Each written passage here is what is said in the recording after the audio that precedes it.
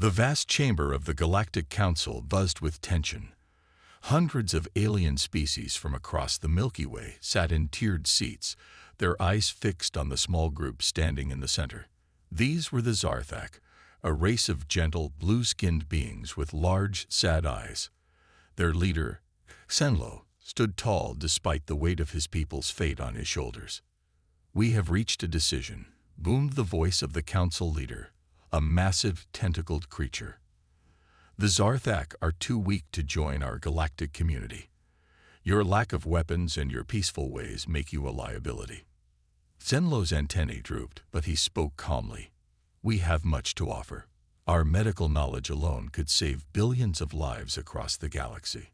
A harsh laugh echoed through the chamber. "Medical knowledge? We need warriors, not healers," shouted a reptilian counselor. The council leader raised a tentacle for silence. "The decision is final. The Zarthak have 2 cycles to leave known space. If you remain, you will be removed." Gasps and murmurs filled the room. Zenlo's heart sank. Removed was just a polite word for destroyed. He looked at his fellow Zarthak, seeing the fear in their eyes. They had traveled so far, hoping to find a place among the stars. Now they faced exile or death. As they left the council chamber, Senlo's advisor, Vila, whispered, "What will we do? Our homeworld is gone, destroyed by its dying sun. We have nowhere to go." Zenlo squared his shoulders. "We will find a way, Vila. We always have." Back on their ship, the Starweaver, Zenlo called a meeting of the Zarthak leaders. The ship's meeting room was packed, with worried faces everywhere. "My friends," Zenlo began, "we face a great challenge. The Council has rejected us, but we must not lose hope." An older Zarthak named Kroban spoke up. "Perhaps we should build weapons, show the Council we can be strong." Zenlo shook his head. "No, Kroban. Violence is not our way. It never has been, and we will not change who we are out of fear." "Then what options do we have?" asked Vila. "We cannot return to empty space. Our supplies will not last forever." For a moment, silence filled the room. Then, a young Zarthak scientist named Zix stood up. "What if we look beyond known space? There might be planets, even civilizations, that the Council doesn't know about." Murmurs of interest spread through the crowd. Senlo nodded slowly. "It's risky, but it might be our only choice. Zix, can you start scanning for habitable worlds outside the Council's territory?" Zix nodded eagerly. "Yes, leader. I'll get my team working on it right away." As the meeting broke up, Senlo felt a small spark of hope. It wasn't much, but it was something to hold on to. Days passed as the Starweaver moved through space, always watching for Council ships. Zix and her team worked tirelessly, scanning every star system they passed. On the 5th day, Zix burst onto the bridge, her antennae quivering with excitement. "Leader Senlo, we found something." Zenlo turned from the view screen. "What is it, Zix?" "A planet, sir. It's in a star system just beyond the edge of known space. It's blue with land and water, and its atmosphere looks breathable for us." Vila, standing nearby, looked skeptical. "Is it inhabited?" Zix nodded. "Yes, but the civilization seems young. They haven't achieved space travel yet. They might welcome us, see us as advanced beings who could help them." Zenlo considered this. It was a risk, but what choice did they have? "Set a course for this planet, Zix. We'll send a small team to make contact first." As the Starweaver changed direction, Kenlo looked out at the stars. Somewhere out there was a little blue planet that might become their new home. He didn't know what challenges they would face, but for the first time in days, he felt real hope. "Hold on, my people," he whispered. "We're not finished yet. Our greatest adventure may be just beginning." The Starweaver glided silently through the dark expanse of space, its engines humming softly. On the bridge, Senlo stood before the main view screen, his large eyes fixed on the blue and green orb growing larger by the minute. "Earth," he said softly, tasting the strange word. It looked so peaceful. Zix, the young scientist who had discovered the planet, nodded excitedly. It's beautiful, isn't it? And look at the readings. The atmosphere is perfect for us. Vila, ever the cautious advisor, frowned at her datapad. But what about the inhabitants? Are we sure they won't see us as a threat? Zenlo turned to the ship's expert on alien cultures, a wise old Zarthak named Krell. What have you learned about these humans? Krell's antennae twitched as he organized his thoughts. They're an interesting species, younger than us, certainly, but incredibly diverse and adaptable. They haven't achieved space travel yet, but their technology is advancing rapidly. Are they peaceful? Tenlo asked, hope in his voice. Krell hesitated. Well, not entirely. They have a history of conflicts among themselves, but they also show great capacity for kindness and cooperation. Vila shook her head. It sounds risky. Maybe we should look for an uninhabited planet instead. But Xenlo was already shaking his head. No, Vila. We don't have time to terraform a planet, and our supplies won't last forever. We need to take this chance. He turned to his communications officer. Send out the scout ships. I want detailed scans of every continent, every major city, and make sure they stay undetected. For the next few days, the Zarthak watched and learned. They saw sprawling cities and vast wilderness, technological marvels, and simple villages.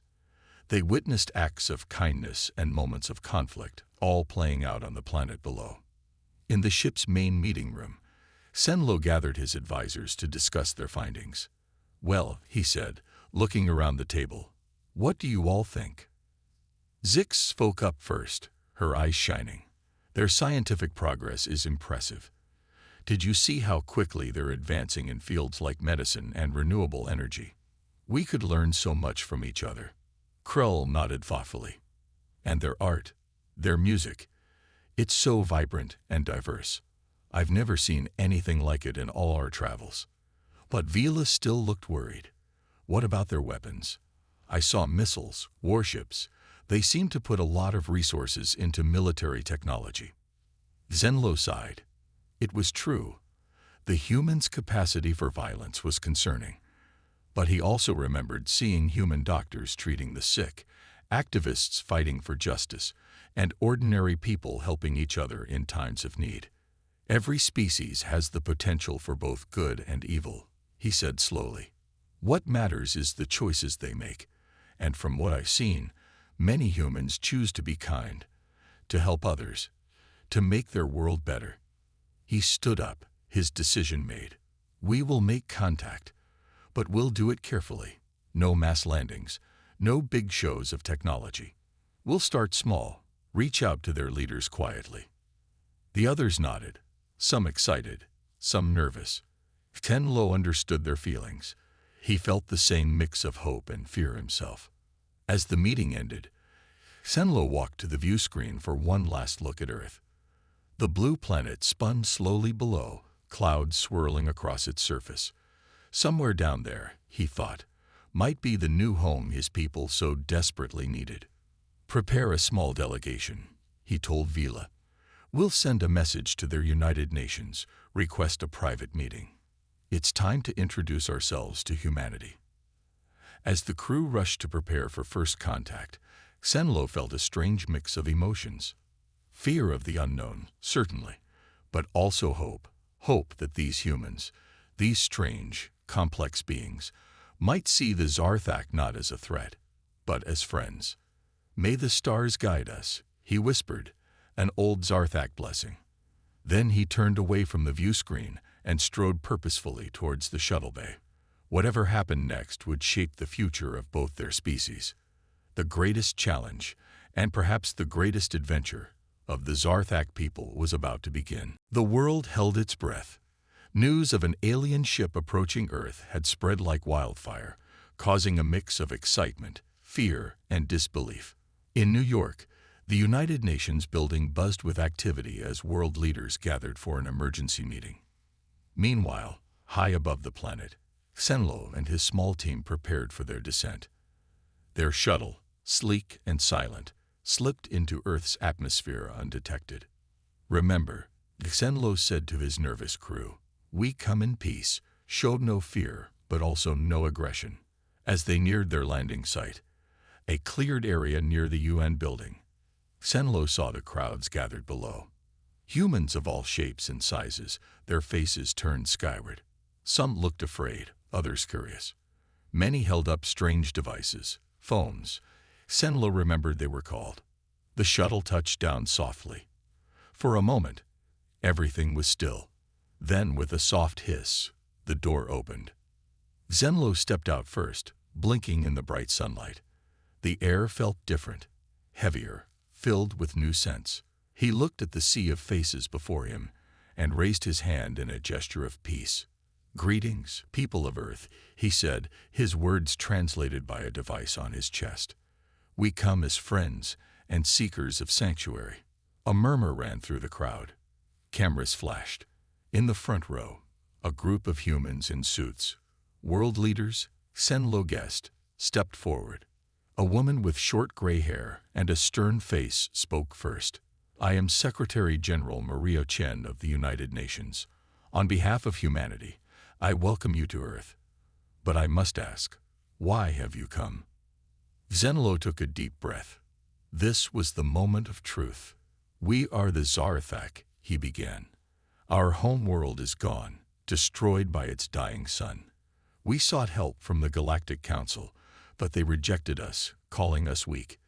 They gave us a choice, exile or destruction."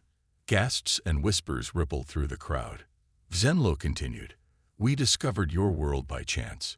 We come not to conquer or impose, but to humbly ask for shelter. In return, we offer our knowledge, our technology, our friendship." The world leaders exchanged glances. An older man with a thick beard stepped forward. "And if we refuse, what then?" Xenlo's antennae drooped slightly. "Then we will leave peacefully and seek shelter elsewhere. We will not force ourselves upon you." This seemed to surprise the humans. They whispered among themselves for a moment. Then Secretary General Chen spoke again. "Your honesty is appreciated, Xenlo of the Zarthak. But you must understand our caution. The arrival of an alien species is unprecedented. We need time to discuss, to consider the implications." Xenlo nodded. "We understand. We ask only for a fair hearing." As if on cue, a young girl broke through the line of security guards. She ran up to Xenlo, ignoring the shouts of alarm from adults. Xenlo knelt down to her level, his large eyes meeting her curious gaze. "Are you really from the stars?" she asked, her voice filled with wonder. Xenlo smiled gently. "Yes, little one. From far beyond your solar system." The girl grinned. "Cool. Can you teach me about space?" Before anyone could stop her, she threw her arms around Xenlo in a hug. The Zarthak leader, surprised but touched, carefully returned the embrace. The crowd fell silent, then burst into a mix of applause and laughter. The tension in the air seemed to dissipate slightly. Secretary General Chen, watching the scene, allowed herself a small smile. "Perhaps," she said, "we have more to discuss than I thought. Xenlo, if you and your team would follow us, we can begin talks in a more formal setting." As Xenlo stood and prepared to follow the human leaders, he felt a glimmer of hope. First contact had been made. Now came the hard part, building trust and finding a way for two very different species to coexist. But looking at the curious, hopeful faces around him, Xenlo thought that perhaps, just perhaps, the Zarthak had found the home they were looking for. 6 months had passed since the Zarthak's arrival on Earth. The initial excitement of first contact had given way to the complex reality of integrating an alien species into human society. In New York City, Xenlo walked down a busy street, marveling at the mix of humans and Zarthak around him. Some humans smiled and waved, while others crossed the street to avoid him. It was a daily reminder of the challenges they faced. Xenlo, a voice called out. He turned to see Sarah, a human scientist he had been working with, ready for the big presentation. Zenlo nodded, his antennae twitching nervously. Today, they would reveal a new medical technology to a group of human doctors, a device that could detect diseases long before symptoms appeared. As they entered the hospital, a group of protesters caught Zenlo's eye. Their signs read, "Humans first," and "Go back to space." Sarah saw his drooping antennae and patted his arm. "Don't let them get to you," she said. "There's always resistance to change. But look how far we've come." Inside, the presentation went well. The human doctors were amazed by the Zarthak technology. But as they left, Zenlo overheard two nurses talking. "It's incredible tech," one said, "but what if it puts us out of jobs?" "Or worse," the other replied. "What if it's just a way for them to study us, to find our weaknesses?" Zenlo's heart sank. Despite their best efforts, fear and mistrust still lingered. Back at the Zarthak embassy, Vila was waiting with more problems. "The human governments are arguing again," she said. "Some want to limit how many of our people can settle in their countries. Others are demanding access to all our technology." Zenlo sighed. "And our people? How are they adapting?" "Many are struggling," Vila admitted. "The gravity here is stronger than we're used to. The food is different. And some humans, they're not always kind." Just then, Krell burst in, his usually calm demeanor shaken. "Leader Zenlo, there's been an incident. A group of human extremists attacked one of our science centers." Zenlo felt a chill. This was what he had feared. Violence born of misunderstanding and fear. But before he could respond, his communication device buzzed. It was a message from Secretary General Chen. "Zenlo, I heard about the attack. I'm calling an emergency meeting. We need to address this situation immediately." At the United Nations, human leaders argued fiercely. Some demanded stricter controls on the Zarthak. Others insisted on protecting them as refugees. Zenlo listened, his heart heavy. When it was his turn to speak, he stood slowly. "Friends," he began, "I understand your fears. Change is never easy. But look at what we've accomplished together in just 6 months. Our medical technology is saving human lives. Your engineers are helping us build new homes. Your children are teaching our children your languages and customs." He paused, looking around the room. "Yes, there are challenges, but we are not so different, you and I. We all want safety, peace, a chance to build a better future. Let us not let fear destroy what we've built." As he spoke, Zenlo saw nods of agreement, even from some who had been arguing moments before. It wasn't a solution to all their problems, but it was a start. Later that night, as Zenlo looked out over the glittering lights of New York, he felt a mix of hope and worry. Integration was harder than he had imagined. But as he watched a group of human and Zarthak children playing together in a park below, he smiled. "We'll find a way," he murmured to himself. "Together." The road ahead was long and uncertain, but Zenlo was more determined than ever to make this unlikely partnership work.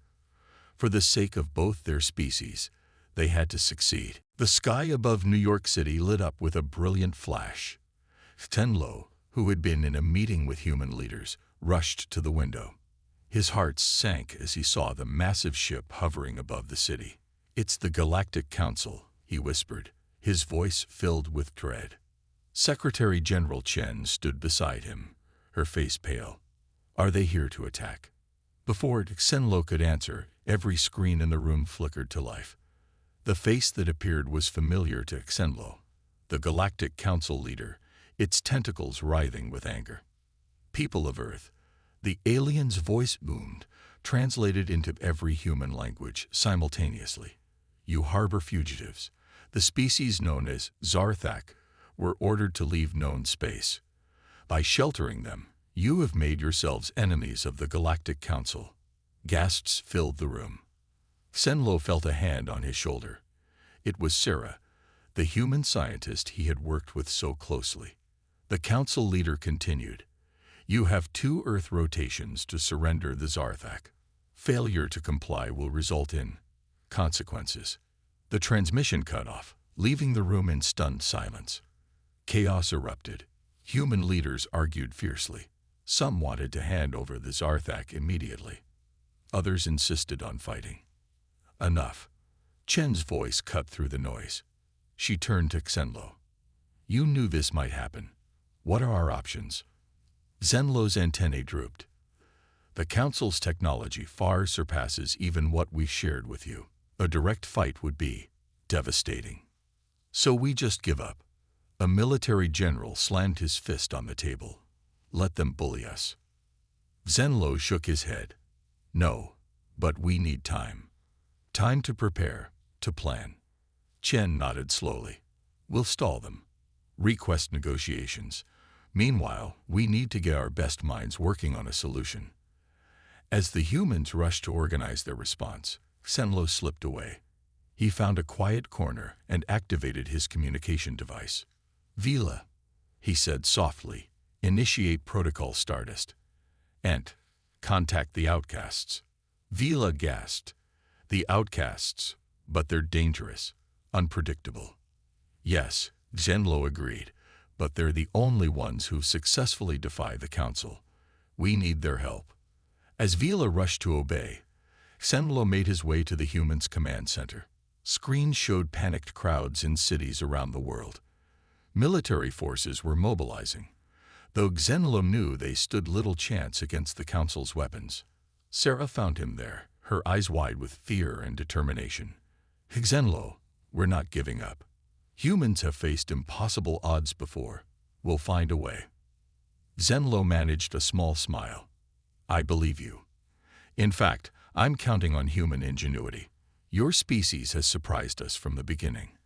Perhaps you'll surprise the Council too. Just then, alarms blared. On the main screen, smaller ships were seen leaving the Council's massive vessel. They're scanning the planet, a technician shouted, looking for Zarthak life signs. Chen turned to Zenlo, her face grim. We're out of time. What's our move? Zenlo straightened, his decision made. Get me on worldwide broadcast. I need to address both our peoples. Moments later, Zenlo faced cameras that would carry his words to every corner of Earth. People of Earth, and my fellow Zarthak, he began, his voice steady despite his fear. We face a great threat. The Galactic Council demands you abandon us to our fate. They believe humans are primitive, and that Zarthak are weak. He paused, looking directly into the camera. But they're wrong. In the short time we've been here, I've seen the incredible strength of humanity. Not in weapons, but in spirit, in kindness, in the ability to unite in the face of adversity. Zenlo's antennae lifted with pride. Together, we are not weak. We are not primitive. We are a force they cannot understand or predict. And together, we will show the galaxy a new way, a better way. As he finished, cheers erupted from humans and Zarthak alike. The path ahead was dangerous, but for the first time since the Council ship appeared, Zenlo felt a glimmer of hope. The greatest challenge of both their species lay ahead, but they would face it together. The next 48 hours were a whirlwind of activity. In secret bases around the world, humans and Zarthak worked side by side, racing against time to prepare for the coming conflict. In a hidden facility beneath the Rocky Mountains, Zenlo stood amazed as he watched human engineers combine Zarthak technology with their own inventions. It's incredible, he murmured to Sarah, who was overseeing the project. We've had this tech for centuries, but we never thought to use it like this. Sarah grinned, her eyes bright with excitement despite the lack of sleep. That's humanity for you. We're good at thinking outside the box. On the main floor, a team was modifying Zarthak energy shields to cover entire cities. Nearby, another group was adapting the aliens' medical nanites to enhance human soldiers, making them stronger and faster. Zenlo, Vila called, rushing over with a datapad. We've heard from the outcasts. They're on their way, but But what? Zenlo asked, his antennae twitching with concern. They say they'll only help if we agree to join the rebellion against the council. Vila finished, her voice low. Zenlo sighed. The outcasts were a loose coalition of species who had rejected council rule. They were known for their advanced tech and guerrilla tactics, but also for their extreme methods. Before he could respond, alarms blared. Secretary General Chen's voice came over the intercom. The council ships are moving. They're taking up positions around major cities. We're out of time. Zenlo turned to Sarah. Are we ready? She nodded grimly. As ready as we'll ever be. Let's hope it's enough. Around the world, humans and Zarthak moved into action. In orbit, hastily retrofitted satellites powered up, creating an energy web around the planet. On the ground, modified Zarthak shields flickered to life over cities, their usual blue glow now a defiant red. In New York, Zenlo stood with human leaders in a fortified command center. On screens around them, they watched as council ships approach Earth's atmosphere. This is your final warning. The council leader's voice boomed. Surrender the Zarthak or face annihilation. Chen stepped forward, her voice steady as she addressed the alien fleet. We reject your ultimatum. The Zarthak are under our protection. Any attack on them is an attack on humanity. For a moment, there was silence. Then, with a flash of light, the council ships opened fire. Energy beams lanced towards Earth's major cities, but instead of destruction, they met the modified shields. The attack splashed harmlessly against the red barriers, much to the council's visible shock. It worked, Sarah exclaimed, hugging Zenlo in her excitement. But their joy was short-lived. The council ships regrouped, intensifying their assault.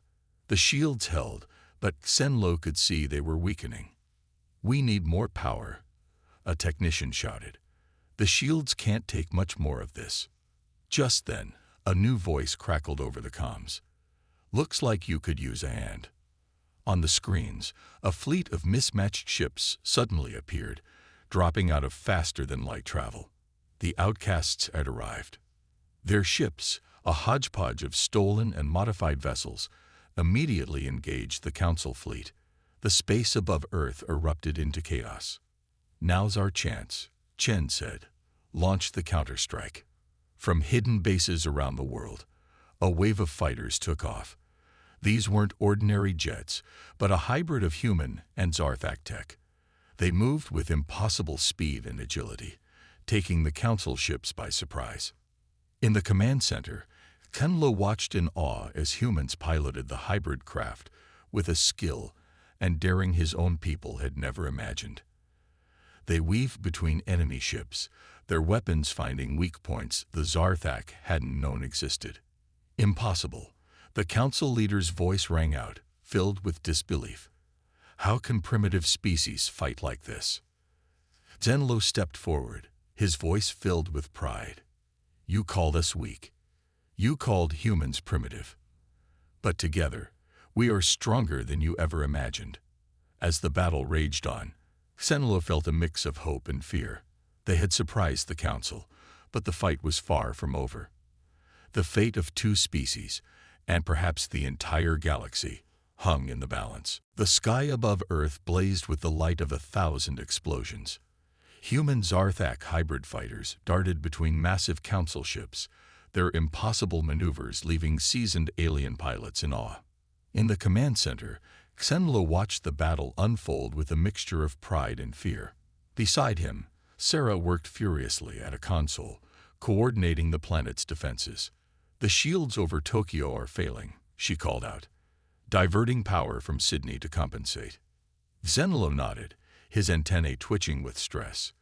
The outcasts are taking heavy losses in the northern quadrant. We need tow. His words were cut off as the entire building shook. A technician shouted, direct hit on New York's secondary shield. Primary shield at 20% and falling. Secretary General Chen's voice rang out, calm despite the chaos. Execute Operation Slingshot. Now. Zenlo's eyes widened. Operation Slingshot was their most desperate gambit, using the moon's gravity to slingshot a massive EMP device towards the Council fleet. It was risky, with no guarantee of success. On the main screen, they watched as a small, sleek ship shot out from a hidden lunar base. It curved around the moon, picking up incredible speed. Collision course set. The pilot's voice crackled over the comms. But the Council flagship has locked onto us. We can't. Static filled the channel. On the screen, the small ship exploded in a bright flash. A heavy silence fell over the command center. Their last, best hope was gone. Suddenly, Vila burst into the room. Leader Xenlo. The outcasts. They're hailing us. The main screen flickered to life, showing the scared face of the outcast leader. Zarthak, humans, she growled. We've analyzed the Council's attack patterns.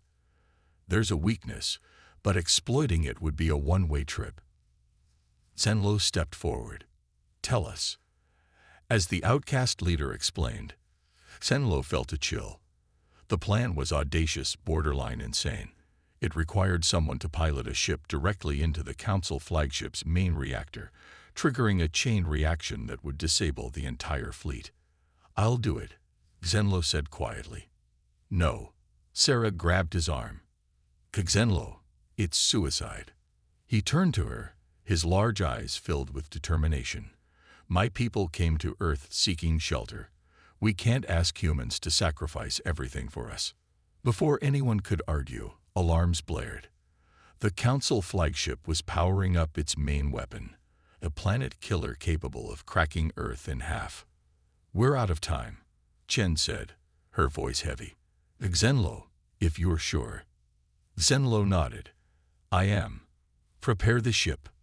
Minutes later, Xenlo sat in the cockpit of a hybrid fighter, the most advanced vehicle ever created by human and Zarthak minds working together.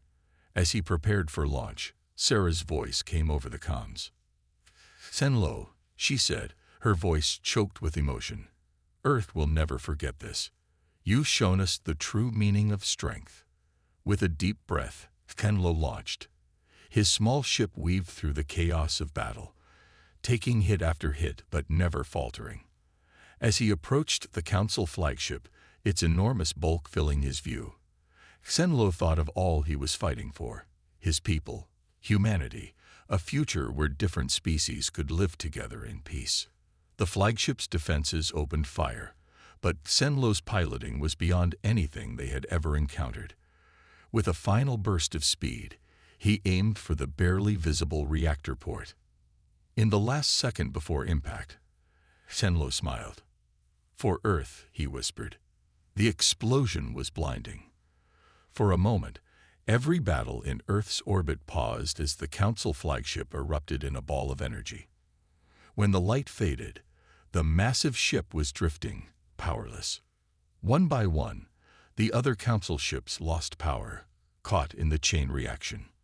In the command center, humans and Zarthak alike cheered, tears streaming down faces of all shapes and colors. They had done the impossible. Earth was saved. Hours later, as the Council leader was brought before the United Nations in chains, Secretary General Chen stood proud. Today, she announced, we send a message to the galaxy. Humanity and Zarthak stand together. We are not weak. We are not primitive. We are the future. As cheers erupted around the world, a new era dawned. Earth and Zarthak, once strangers, now stood united, ready to forge a new path among the stars. The weak aliens had found not just shelter, but true strength in humanity's open arms and unbreakable spirit.